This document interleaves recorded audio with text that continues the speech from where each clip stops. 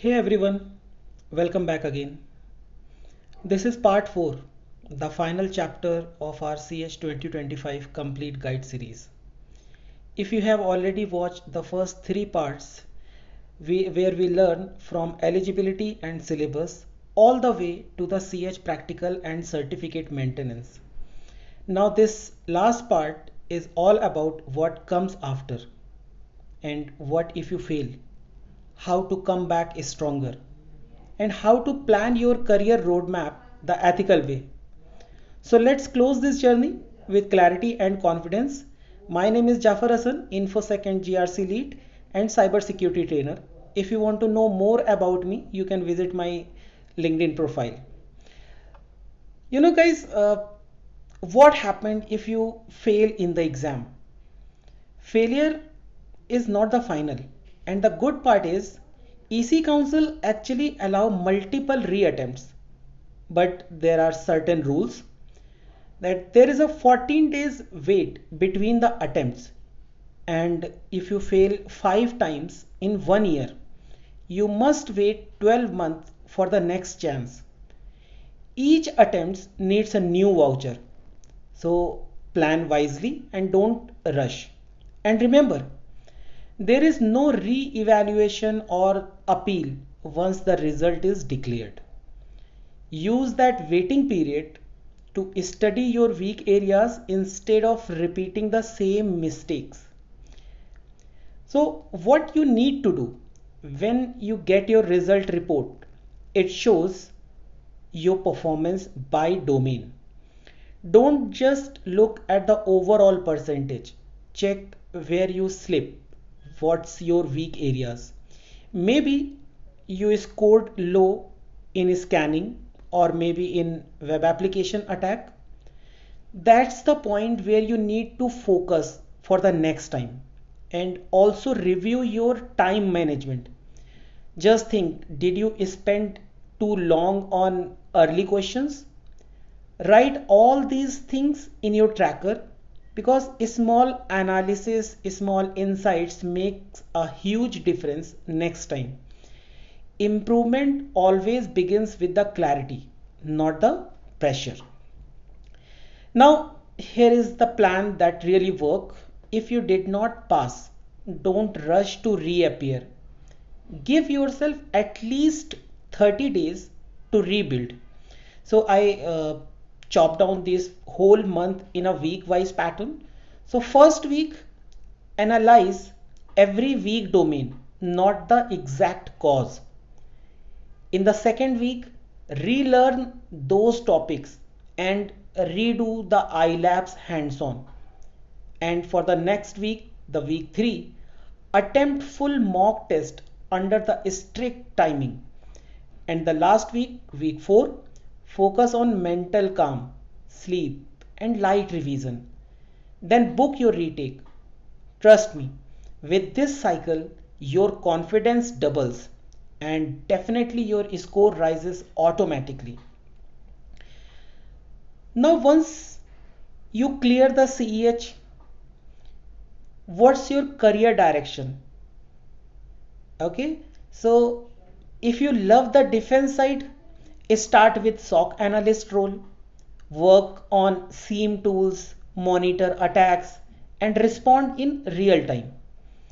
If you prefer offensive side, go for the penetration testing, testing the client systems and finding the real vulnerabilities. Later on, you can grow into the red teaming or security consulting, where projects may be bigger and responsibilities goes deeper. These roles needs not just the technical skill, but the reporting and communication excellence as well. That's what makes you stand out. See guys, uh, this is where the word ethical really matters.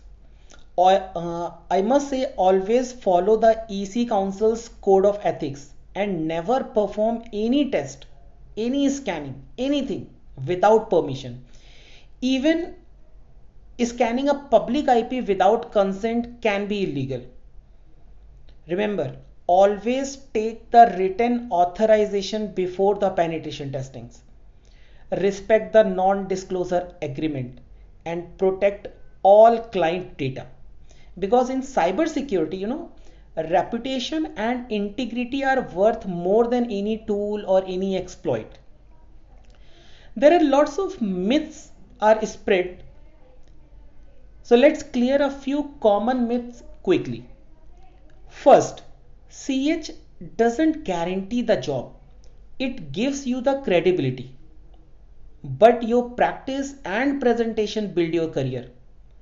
Second myth is avoid the exam dumps completely. EC Council tracks them and can revoke your certification. Third one, CH version 13 is not outdated. It is now include AI, cloud, IoT and OT security.